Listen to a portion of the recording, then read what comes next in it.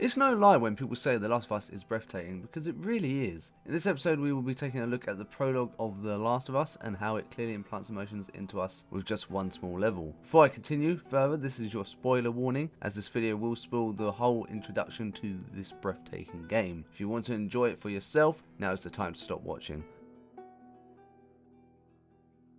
As soon as the game starts, the player is acquainted to two main characters, Joel and Sarah. The scene where we are introduced to them is set up very cleverly. Every detail is there to help you relate and bond with the characters within the first few minutes.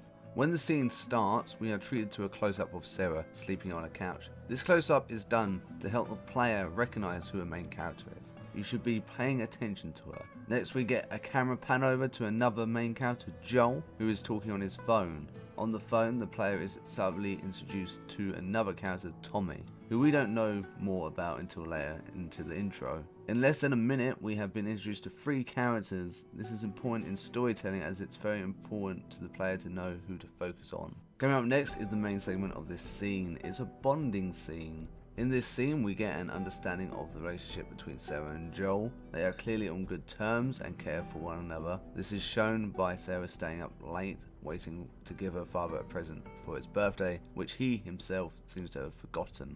The present is important because it's a way of showing you care for others. When I give a present to someone, it means I care about that person somehow, be it in a friendly way or a family way. After Joel opens the present, he even makes a joke about the watch being broken to play with Sarah. When Sarah realizes it's jokes, they laugh it out. I can't believe how well they did this in such a small intro segment. Getting your character across, and their stories could take whole games or even whole movies, and they've done this in just 2 minutes. In these 2 minutes, they just let us know who we the players need to focus on and why. After Sarah falls asleep, a passage of time passes.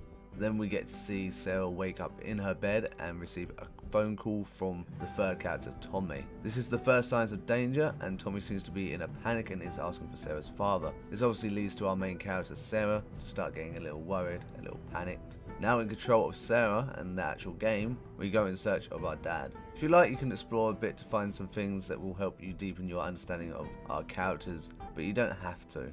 As you leave your room, you will notice another room left ajar with a light shining out.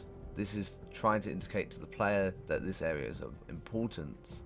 When you enter the room, you realise it's your dad's room and that he is not there. Also, the TV is still on. You stick around in the room, you can listen to the news broadcast that is playing. As they are reporting, however, there is an incident and an explosion occurs. You will notice here that the explosion is actually right outside your house if you look outside the window. This is important because this is the second time Sarah gets more worried and more panicked. This is because she knows that the danger is possible and is nearby. Now in a bigger panic, she rushes down the stairs to find her father.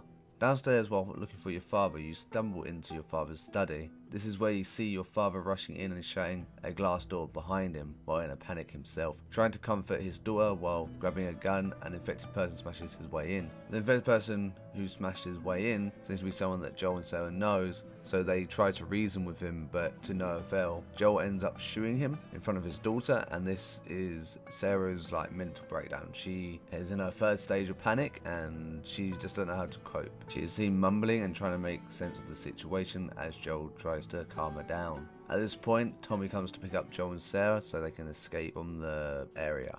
In game time, we're only about roughly 5 minutes in, depending how long you took to explore, and they've done so much just to introduce you to the characters. They allow you to get a hold on their relationships, a sense of their ongoings and deterioration of the mental state they're in because of an incident that's happening. There's a lot to cram into 5 minutes without messing up, so kudos to the Naughty Dog writing team. There is still more to the intro, however, so let's continue, shall we? The next segment happens all in a car. The three are not sure what their plan is, they just want to escape at the moment. As you're driving around trying to escape certain things, some things come into light. Burning farmhouses, other survivors, and survivors being attacked. This is all important as it helps drive human thought. For example, at one point our trio is driving by some passerbyers who need help. Tommy and Sarah suggest helping them, but Joel denies them because of his fear of losing the ones he loves. Another example is when you drive past a burning farm. They clearly know who lived there and start worrying about them, which also helps drive their fear and emotions. Another cool feature to note in this segment of the game is as you're playing as Sarah in the back of the car, you can actually move around freely and are not fixed in a certain position. This allows you to see the game from the character's perspective, and it also allows you to see things that maybe you wouldn't see the first time, as if you look right you see a burning farmhouse, to the left you might see survivors or someone being attacked or maybe someone infected. This is a really cool feature because if you were just in a fixed location you wouldn't get that sense of involvement, you would just feel like you were along for the ride. So I feel Naughty Dog were very clever by including this in the game. In the last section of the car segment, our trio is trying to navigate the city to bypass a traffic jam. However, it is clear the city is in disarray as well. There are survivors running wild due to fear and panic, and this really tells you how everyone else is dealing with the situation. They're in a similar situation to us. They're in fear, they really want to escape. And there's a segment where they run around a bus and we're trying to get through, and Joel and Tommy have a little argument because they're having breakdowns. Should we just go round? Should we wait for them to move? What are they running from? And so on. This is just good because it just adds to that whole sense there's chaos and there's things happening in and around the car. After making it around the bus, we are unfortunately rammed over by another car, which was probably in a similar situation to what we were in. After the crash, the last segment of the intro begins. You start off disoriented from the crash, and you have to escape with Joel. You achieve this by kicking out the windscreen of the car.